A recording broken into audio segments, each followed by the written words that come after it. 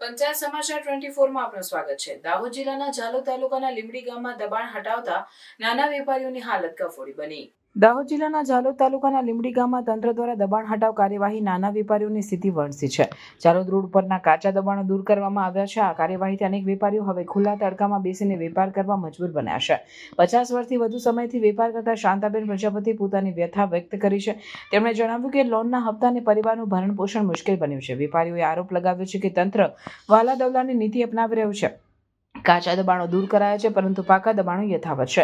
Youth Congress પ્રમુખ સંજય નીનામાએ કલેક્ટરને રજૂઆત કરી છે। તેમણે ચેતવણી આપી છે કે જો વેપારીઓ ન્યાય નહીં મળે તો મુખ્યમંત્રી સુધી રજૂઆત કરાશે। જરૂર પડે ઉગ્ર આંદોલન પણ કરવામાં આવશે। વેપારીઓની માંગણી છે કે તેમને નાની કેબિન મૂકવાની મંજૂરી આપવામાં આવે। આ મુદ્દે લીમડી ગામમાં તણાવનું વાતાવરણ સર્જાયું છે। ગ્રામ પંચાયત અને જિલ્લા વહીવટી તંત્ર સામે લોકોનો રોષ વધી રહ્યો છે। વેપારીઓ માટે વૈકલ્પિક વ્યવસ્થા કરવાની માંગ ઉઠી છે જેથી તેમની આજીવિકા જળવાઈ રહે। ઝાલોદ તાલુકાના લીમડી નગરમાં ગ્રામ પંચાયત દ્વારા જે દબાણો દૂર કરવાનો એક અભિયાન ચાલુ કર્યું છે। આમાં ચોક્કસપણે તમે જોઈ શકો છો કે જે દબાણો દૂર કર્યા એ માત્ર ગરીબ લોકોના દબાણો દૂર કર્યા છે। જે લોકો વર્ષોથી અહીંયા પોતાનું ગુજરાન ચલાવે છે અને લારી અને કેબિનો મૂકીને જે ધંધા કરે છે એવા લોકોને માત્ર દૂર કરવામાં આવ્યા છે।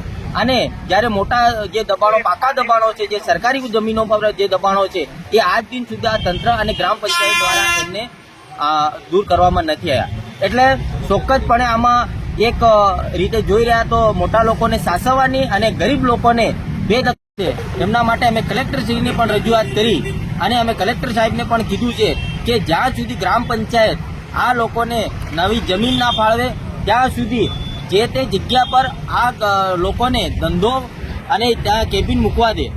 અને જો આ ટૂંક સમયમાં જો આ કેબિનો ના મૂકવા દે તો અમે આ ગરીબ લોકોને સાથે રાખી અને કલેક્ટર કચેરીનો ઘેરાવ કરીશું અને જરૂર પડશે તો અમે એક ઉગ્ર આંદોલન પણ કરીશું। અને આ રજૂઆત અમે મુખ્યમંત્રી સુધી પહોંચાડવાના છે। એટલે અમારી એક ખાસ વિનંતી છે કે આ ગરીબ લોકો અને લારી ગલ્લાવાળાને જે તે જમીન ફાળવી અને ત્યાં ધંધો કરવા દે એવી એક અમારી માંગણી છે।